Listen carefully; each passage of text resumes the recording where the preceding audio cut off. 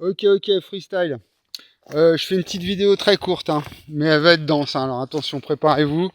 Voilà, ma guérison elle arrive. J'ai réparé toutes mes dents, ça.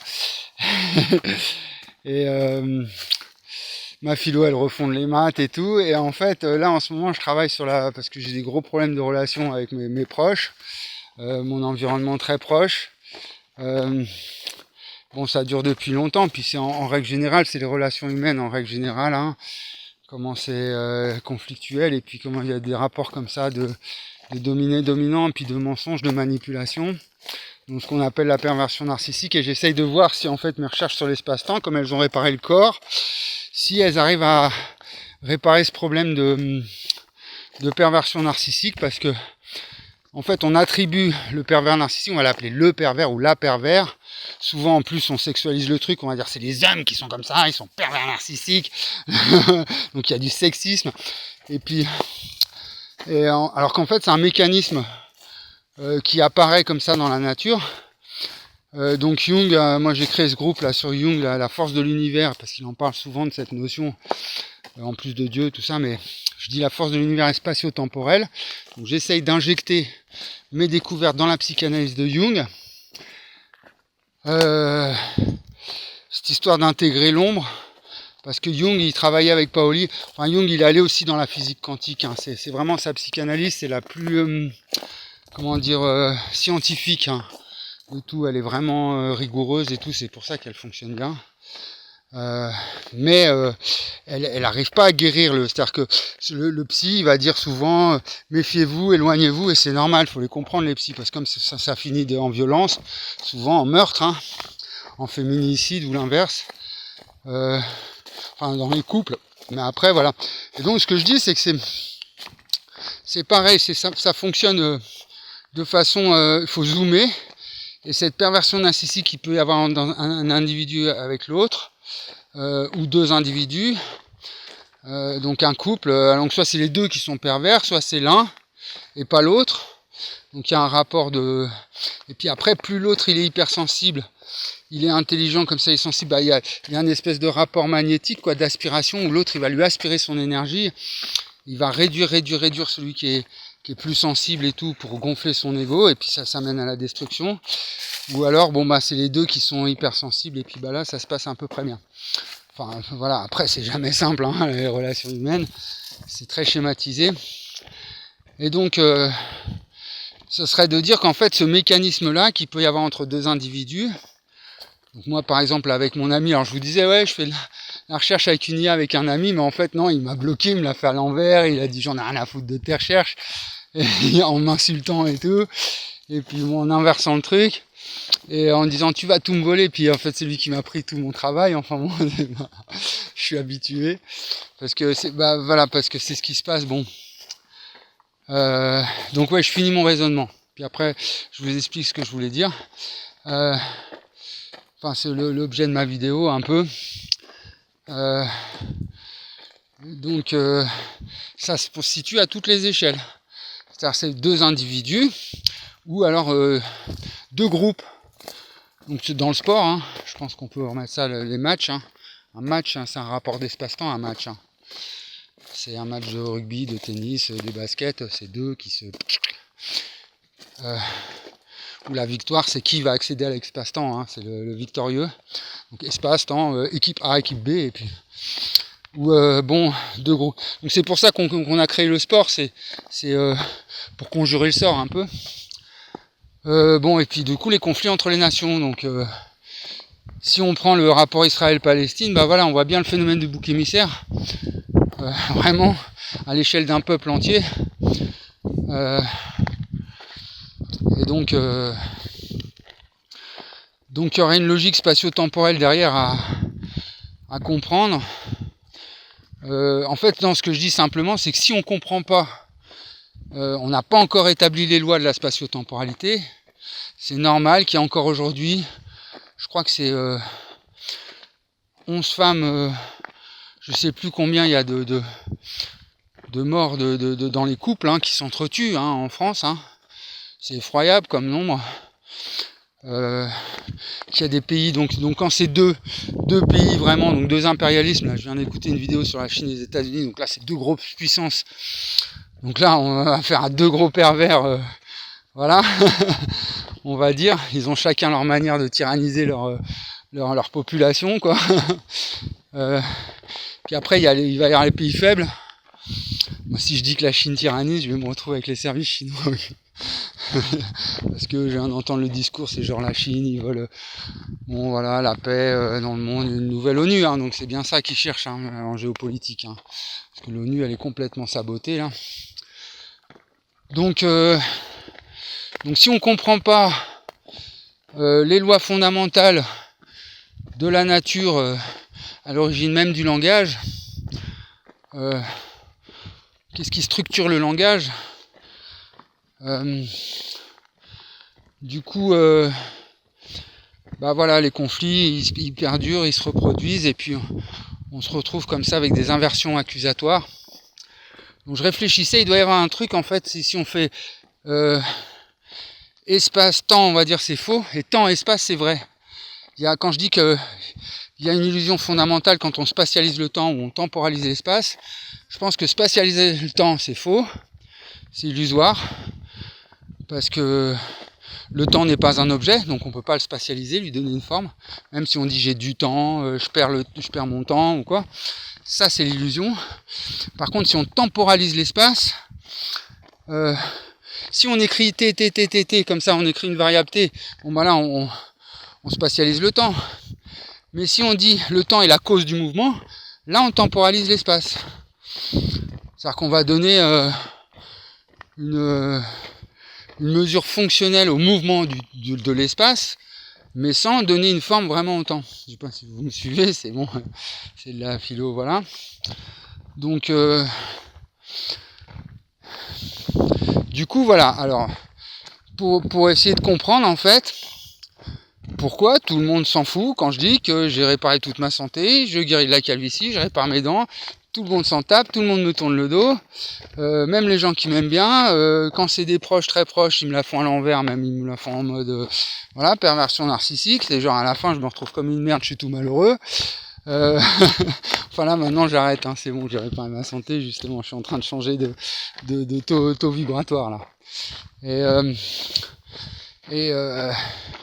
Et en fait, je me dis, c'est comme un enfant, en fait, un peu un narcissique, c'est ça, c'est comme un petit gamin.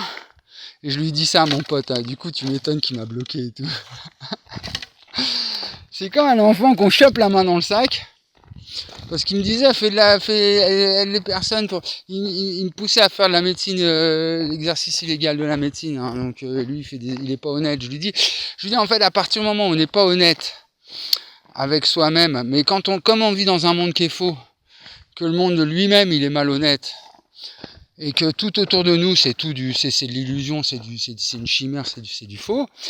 Forcément après, pour se remettre en question et essayer d'être honnête, surtout en France là, avec le gouvernement, c'est tous des escrocs, donc du coup tous les Français, tout le monde magouille quoi. Enfin ça a toujours été ça plus ou moins.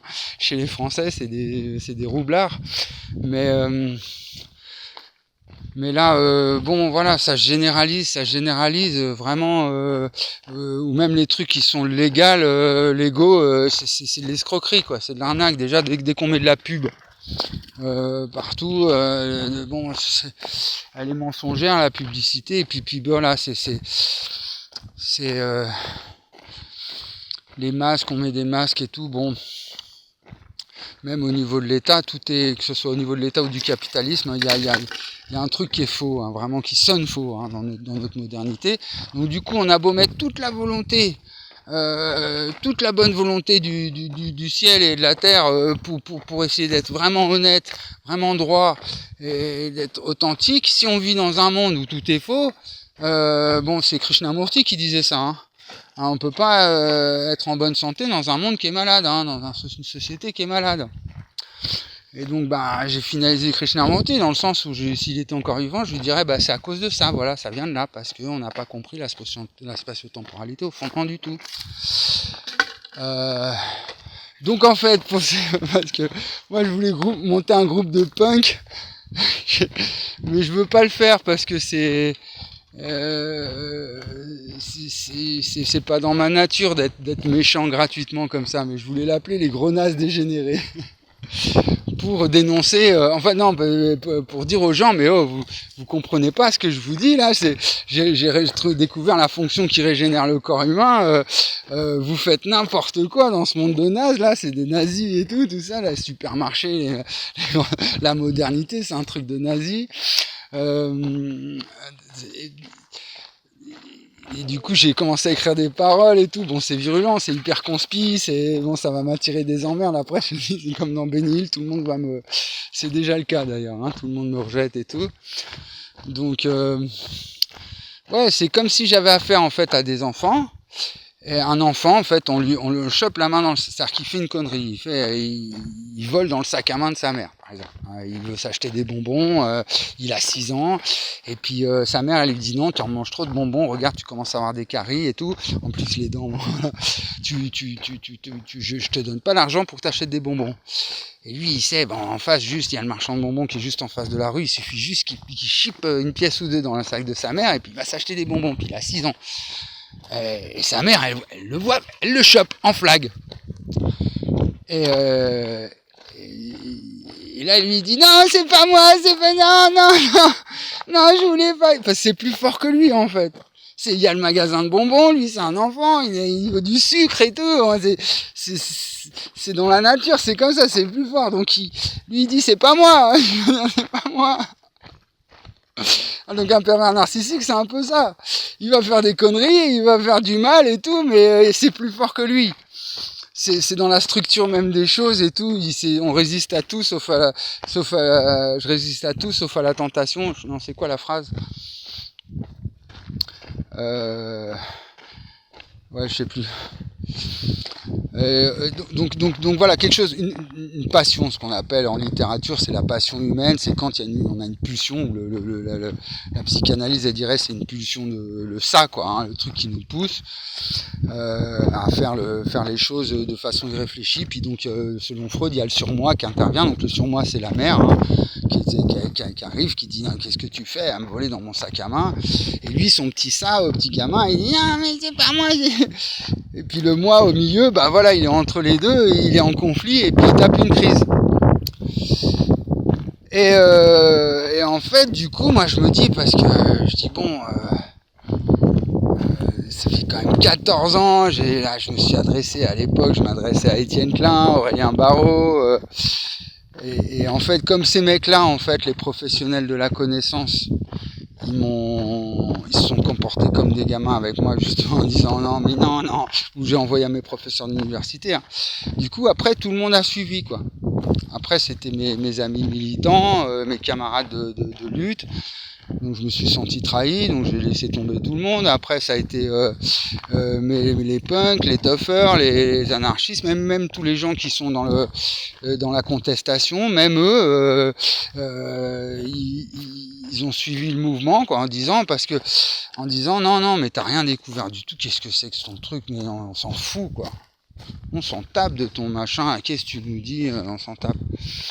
Donc du coup, c'est comme si j'avais affaire à une école maternelle là autour de moi, en disant bon, les enfants, attention, on va refonder la connaissance. On a découvert un truc qui répare toute la santé.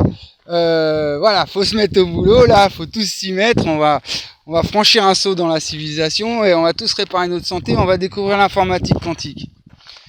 Et là, les gens, non, ils regardent Internet, ils vont regarder ils parlent entre eux, ils vont regarder à l'extérieur, et puis, non, il y a que moi qui dis ça. Donc, non, t'es un fou, t'es un mytho, puis on s'en fout de ton truc. C'est pas, même à la Sorbonne, même à l'Académie des sciences, ils le disent pas.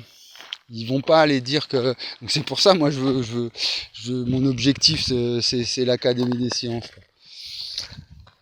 Donc, Puis alors dès que je commence à, comme je suis, donc moi je suis l'adulte et vous êtes les enfants, on va dire, puis dès que je commence à avoir un discours d'adulte, c'est-à-dire je veux dire oui, mais c'est la relation nature-culture qui est fondamentale dans les fondements de la philosophie, qu'on n'a jamais su. Bon bah là ça va tous vous embrouiller. Qu'est-ce qu'il nous raconte le mec, l'esprit matière, oh là là, qu'est-ce qu'il nous dit, gars.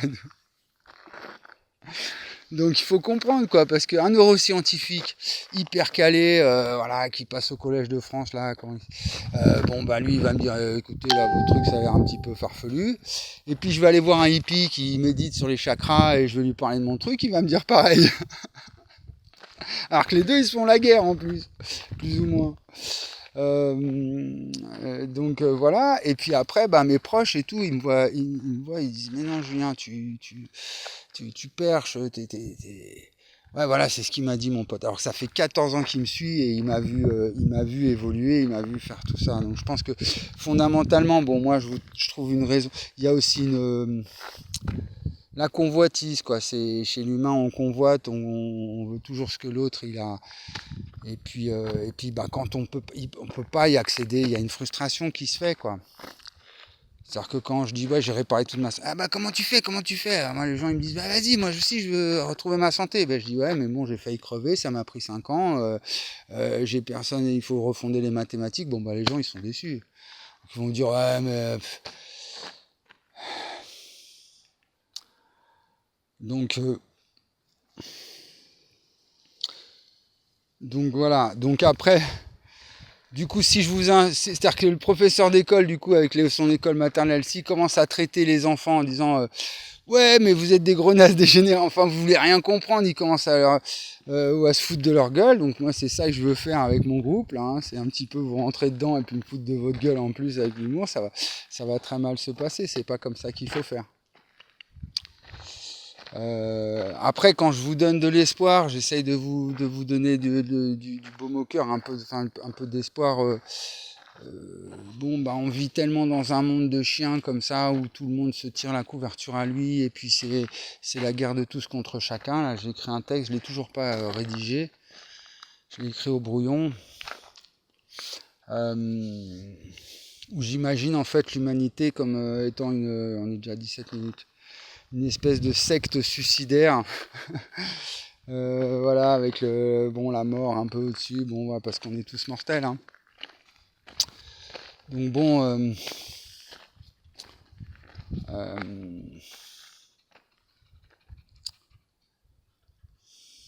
moi j'attends un déclic, mais les humains, le problème c'est que voilà, si c'est encore des enfants et qu'on est dans un monde qui est inabouti, avec des sciences inabouties, bon ben on va tendance à se soumettre en fait à l'ordre établi, même le plus rebelle du plus rebelle.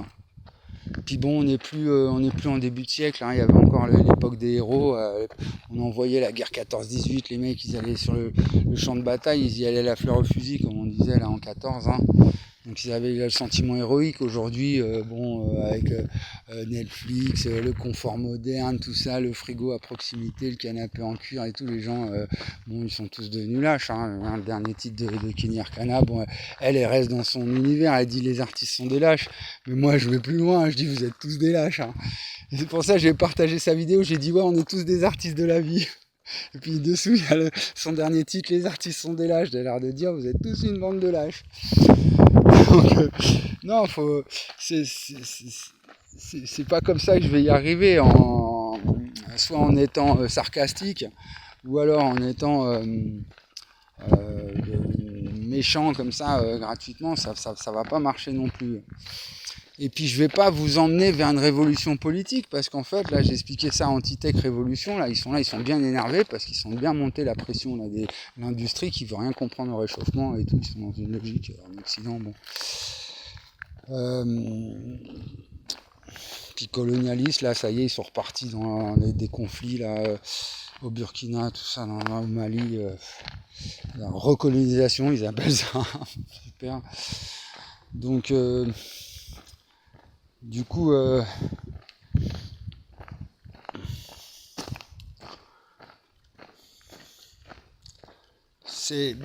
il fallait que je finisse, il faut que je la finisse, ouais c'est ça.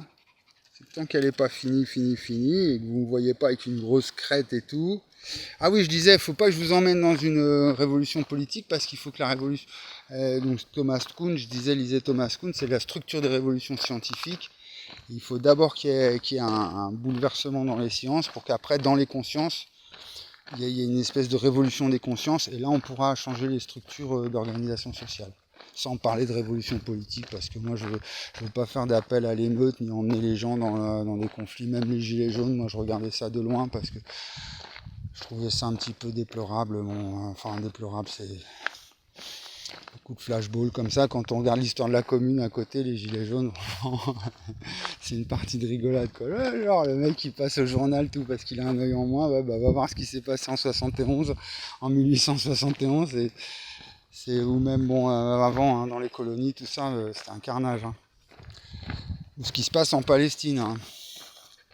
Voilà, donc moi j'ai cet élan là où j'aimerais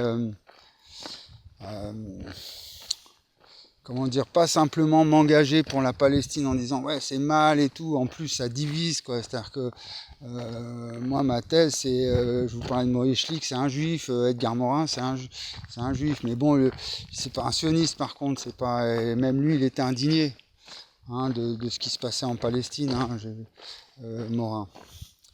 Donc mais après c'est de pas tomber dans l'antisémitisme non plus. Bon, je mélange un peu tout. Donc, la géopolitique, donc, comment je pourrais faire? Essayez de voir en vous-même, à l'intérieur de vous, dans votre pensée. Parce que c'est ça, je fais de la philo, c'est quand même là-dessus que je travaille.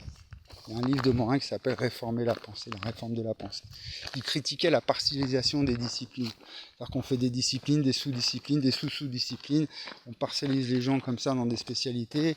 C'est la postmodernité qui fait ça.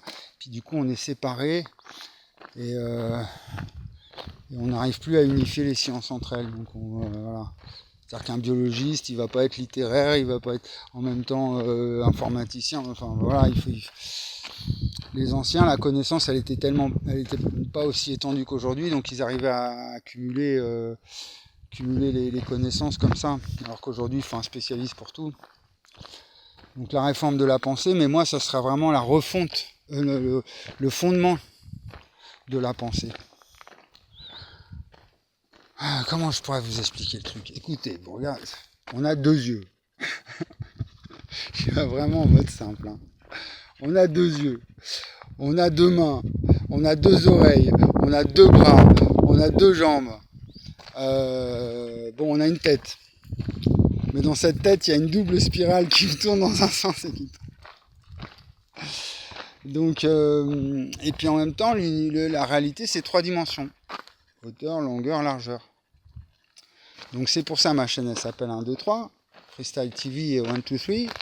C'est les bases de mon arithmétique. C'est là-dessus que je refond de la géométrie même.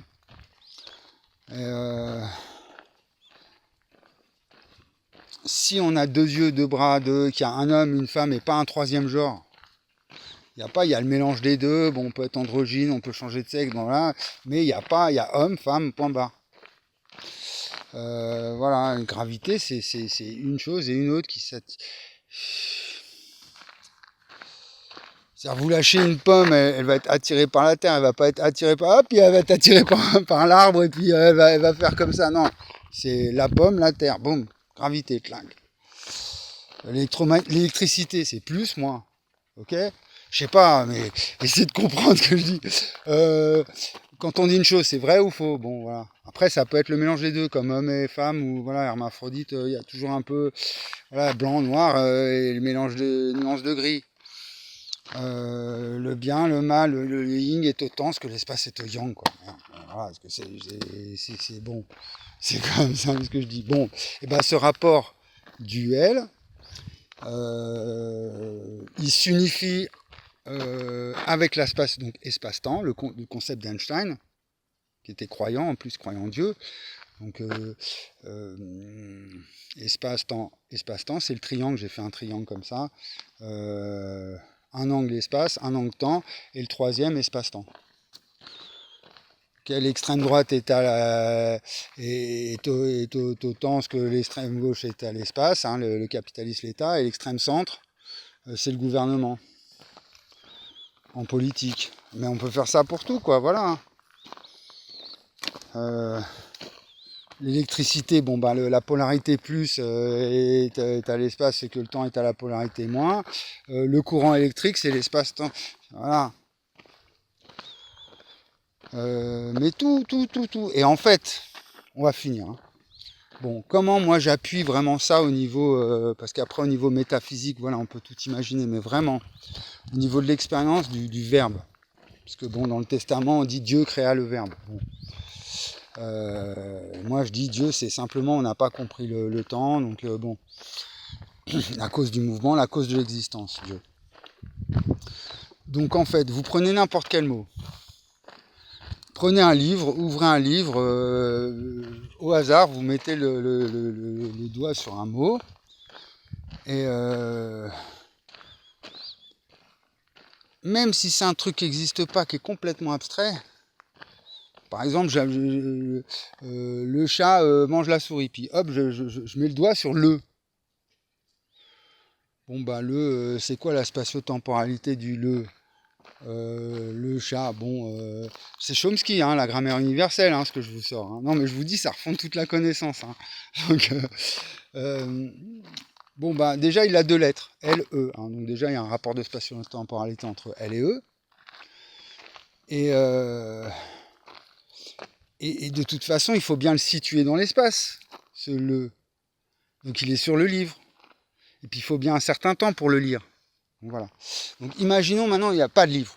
Pas de livre, on va dire. Un truc qui est nulle part, on va dire, même un mot qui n'existe pas, quoi. On va dire schmimblick. Voilà, le fameux schmimblick de Coluche, là.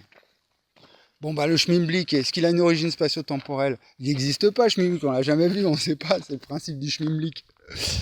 Non, c'était pas Coluche d'ailleurs, c'était un jeu à la télévision. Bon, est-ce que le schmimblick bon, il fallait trouver le schmimblick. Donc même si le truc il n'existe pas, ou un trou noir, la singularité d'un trou noir, pourquoi on n'arrive pas à résoudre le problème de la singularité? Bon là c'est là où l'espace et le temps ils s'inversent hein, dans un trou noir au niveau physique. Hein. Donc c'est là après c'est toute la matière noire. Bon c'est un truc là c'est plus intéressant, c'est plus complexe. Mais il faut bien, c'est-à-dire que même si vraiment c'est hyper abstrait, c'est inaccessible, un concept complètement inaccessible, il faut bien que moi,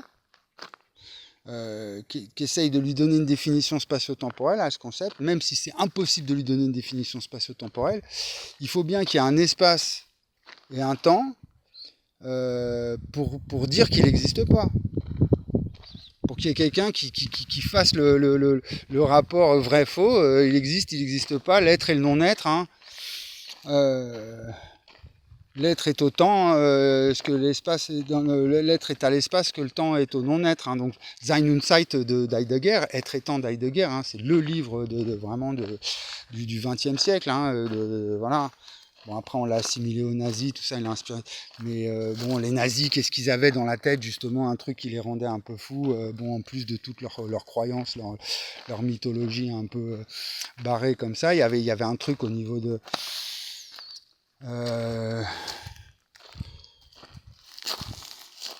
Eichmann, dans le procès d'Eichmann, on voit bien, il est interrogé et il parle de ça. J'avais fait une petite enquête là-dessus. Hein. Il parle d'un truc dans la nature qu'on n'arrive pas vraiment à expliquer, et puis ça nous a mené vers les camps de concentration. Hein. C'est le nihilisme de Nietzsche, quoi. Il y a le néant. Bon, c'est le texte que j'ai écrit là-dessus. Ce que je vais faire, je vais retranscrire le texte. Je vais l'écrire à la main, et puis je vais le mettre en commentaire dessous. Ah oui, puis la vidéo précédente, comme ça, je vous le dis, vous allez voir en dessous. C'est des petits textes que j'ai envoyés sur mon labo et sur Facebook récemment, là, et qui reprennent bien vraiment ce que je découvre. Hein. Donc, pourquoi j'insiste là et je reste pas dans mon coin et tout? Parce que là, c'est plus... je découvre un truc sur la santé, c'est pour vous. C'est-à-dire que si j'avais pas découvert ce truc pour la santé, vous pensez bien que je me serais mis dans mon coin, j'aurais pris mon temps avec mes mathématiques, ma philo, et ça aurait pu durer 10 ans comme ça, et je serais resté tranquille, et j'aurais fait mon travail philo. Mais là, Est-ce que je découvre bon, même si genre je veux arrêter la guerre, je veux arrêter, bon, j'aimerais bien éviter la paix universelle, j'ai des grands idéaux comme ça, mais de toute façon je vais pas sauver le monde. C'est pas pour me sentir supérieur à vous, pour dire ah vous avez vu, hein, mes recherches sur l'espace-temps non plus. C'est pas pour sauver le monde. C'est si j'insiste comme ça, c'est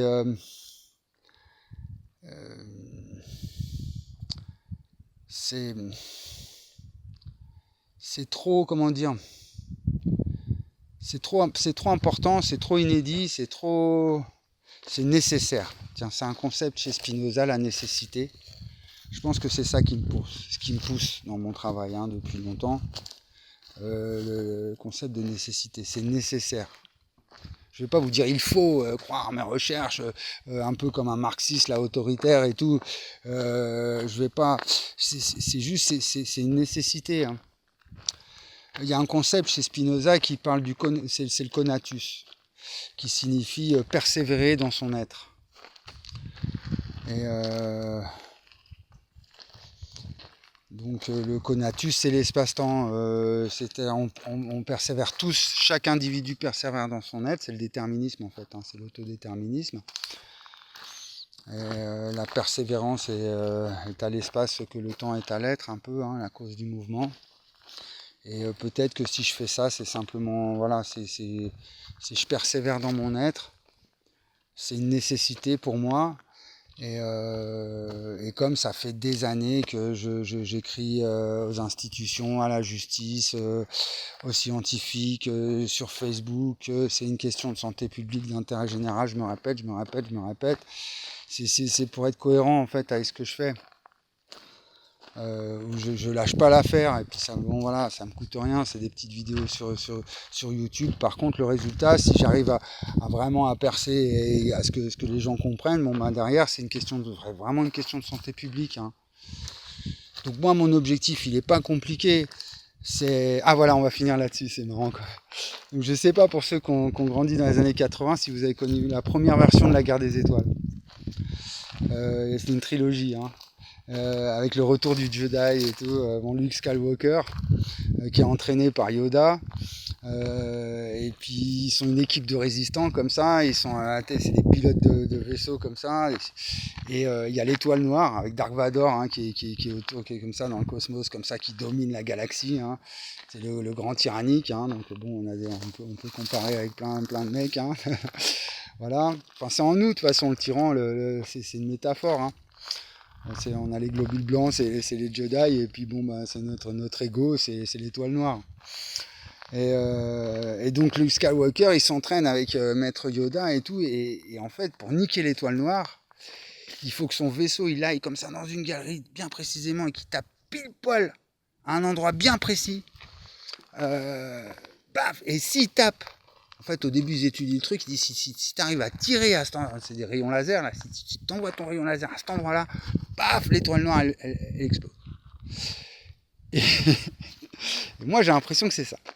C'est-à-dire que l'étoile noire, on va dire, c'est la modernité qui perd la raison, avec des inégalités, des gens qui crèvent dans la rue, la famine qui continue, les guerres, la modernité, le réchauffement climatique, tout le bordel, on a assez d'infos angoissantes, quoi.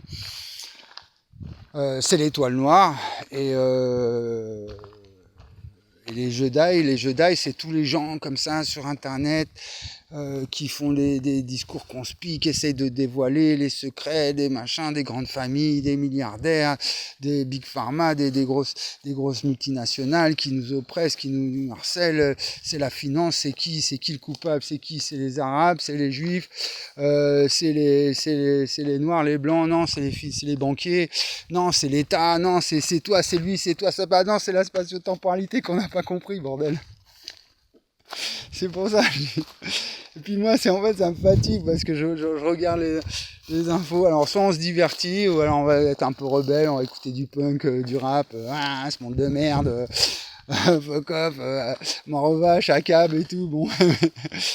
Ou alors voilà, on écoute les gens, tout le monde gueuler, et bon voilà, s'il faut comprendre un truc fondamental dans la pensée, dans la nature, Voilà, et puis bon, c'est le travail du philosophe. À chaque fois, faut que, comme Hume, hein, quand il a découvert la phénoménologie, il dit Deleuze, après il a découvert ça à 25 ans. D'habitude, les philosophes, c'est donc un peu comme moi, ils se réalisent vraiment à 50 ans. Enfin, à la fin de leur vie, une fois qu'ils ont fait tout un travail de méditation, à la fin, ils posent leur bon comme Kant et tout ça. C'est les mecs, ils ont avant tout un travail. Mais Hume, c'est arrivé très tôt. Pour moi, cette intuition-là, je l'ai eue à 25 ans aussi, à 22, 20. Mais j'avais pas du tout de culture, j'avais pas la connaissance, donc j'ai même failli devenir fou à l'époque parce que j'ai senti que j'avais une intuition comme ça, vraiment un truc un peu hors du commun. Et puis après, toute ma vie, j'ai fait des études, j'ai étudié, j'ai lu des auteurs, je me suis intéressé, je me suis ouvert, bon, plus ou moins, en faisant plein de boulot, en plus en ayant plein d'expériences de vie différentes. Et Hume, quand il a la phénoménologie, et toute sa vie, il s'est répété, il a répété le même truc de ce qu'il avait découvert. Donc moi, je fais ça, je fais pareil, c'est bon, la philo, c'est ça, la pensée. Hein, bon, Morin, il a fait ça, hein, une fois qu'il a fait sa méthode, après, il a créé une association, il s'est engagé, il a essayé de faire une nouvelle ONU. Il a voyagé dans le monde entier, puis il répétait à chaque fois, tout le temps, jusqu'à la fin de sa vie, la même chose. Il était là, l'émergence, la complexité, il y a quelque chose dans la nature, la vie, la mort, il y a des cellules qui meurent dans le corps pour qu'il y ait des cellules qui vivent, voilà, qui naissent, qui apparaissent, qui disparaissent, qu'est-ce qui se passe, il y a une complexité, un complexus. Bon voilà, et en fait c'est cette nature-là, elle est spatio-temporelle, et ça refonde les mathématiques, ça refonde la connaissance, ça va unifier les sciences, et ça va tous nous réparer la santé. Enfin pour les futures générations, parce qu'après c'est vrai que ceux qui ont les personnes âgées, et puis le temps que... C'est ça, hein, moi je me mets un petit peu la pression quand même. Hein. Je vais pas... On va pas attendre 20 ans, 30 ans avant que ça sorte, parce que c'est ça, des fois je me fais tellement décourager par mon entourage, par les événements qui m'arrivent, je dis bon bah ça arrivera pas avant 2050 là. Je crois que j'écris encore là des petites réflexions comme ça. Je dis bah si c'est ça que vous voulez, hein, on va attendre 2050, vous allez manger une bonne guerre, vous allez continuer encore à faire de la merde, à dire non, enfin faire. Voilà, c'est de mon point de vue, vous vous rendez pas compte parce que vous êtes dans la modernité, dans ce qui se passe et tout. Mais moi comme j'ai j'ai franchi le saut. En fait, c'est comme si hop, moi j'étais dans le 21e siècle, puis je me retrouvais dans le 21e siècle, un peu comme dans mon village abandonné là. Je suis là, hein, j'ai envie de tout retaper le village à moi tout seul, je me sens... Ça c'est ma piscine olympique. Et puis bah là j'ai des ruines, j'ai commencé à refaire le toit, hein. Je vais vous montrer vite fait. Je suis arrivé ici, j'étais à Donf, j'étais tellement content de le retrouver, mon village, parce que j'étais venu il y a 10 ans tout nettoyer les déchets. Puis bon, il y a une maison là-haut où j'ai tout nettoyé au mois d'avril-mai. Je vais la retaper, puis là je suis arrivé, je vais aller chercher des poutres et tout, j'ai commencé à tout refaire, puis en fait j'ai pas le droit. C'est zone incendie, c'est une réserve de chasse, c'est une zone AFP pour le pâturage des bêtes, donc je n'ai carrément pas le droit de retaper, mais je dis mais comment ils cultivaient les terrasses jusqu'en haut, ils ont vécu là quand même pendant des centaines d'années, des milliers d'années, ils faisaient tous les murs eux-mêmes et tout, bon il n'y avait pas la télé, pas internet, et là moi j'arrive, j'ai pas le droit d'y toucher quoi, j'ai rien à foutre ici quoi. C'est quoi ce délire? Donc moi en fait ce que je dis, un droit à l'espace et au temps, c'est de dire non, à partir du moment où j'ai retapé ma santé et que j'ai trouvé un truc qui va nous remettre la force humaine. Tiens, il y a il y a une page qui s'appelle comme ça, la force humaine. On retrouve notre santé. Bon on va pouvoir à nouveau, les hommes là, soulever des pierres comme ça, il faut voir la taille des pierres, bon c'était des forces de la nature les bonhommes. Bon, en plus, nous, on aura des technologies, hein, des drones et tout ça pour nous aider. Mais revenir à la nature, du coup, qu'on puisse revenir à la nature avec toute notre intelligence et puis surtout toute notre santé. Et puis il faut qu'on retrouve notre raison. Hein, c'est pour ça que je bosse un peu sur la perversion narcissique à toutes les échelles. Hein. Mais qu'on retrouve aussi, de toute façon, cette perversion narcissique, c'est entre les animaux même. Hein. Voilà, deux chiens, on leur met un os au milieu. Hein, où ils vont se battre pour une femelle, c'est ça. On va pas dire que les chiens ils sont pervers narcissiques, pourtant c'est la même logique. Hein. Les fourmis elles se font la guerre. Hein. Donc la guerre ça existe chez les animaux, la haine ça existe chez les animaux.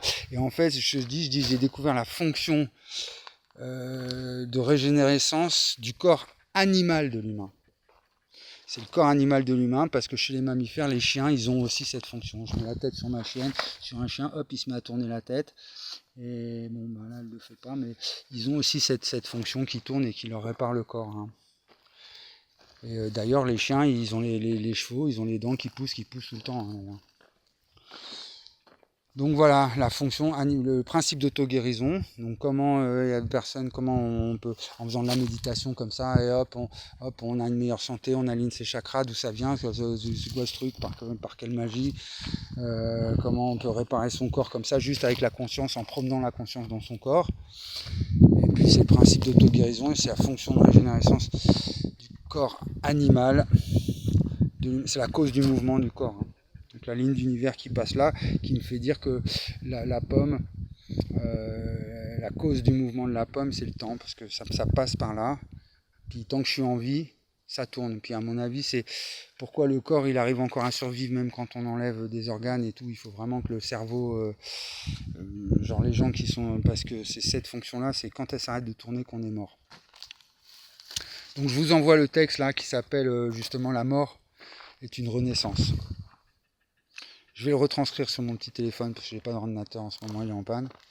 Je vous le retranscris, je vous le mets en commentaire.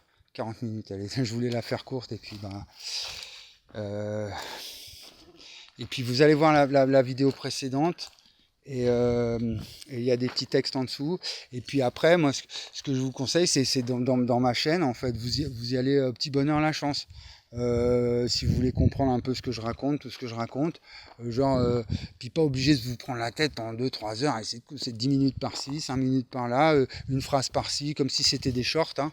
Et puis vous baladez dans ma chaîne, vous regardez à droite, à gauche, qu'est-ce qu'il dit, hop, puis un petit coup à droite, un petit coup un peu de partout, comme une abeille qui butine, et puis vous allez la comprendre, ma philo. Voilà, c'est important, c'est pour nous tous, hein.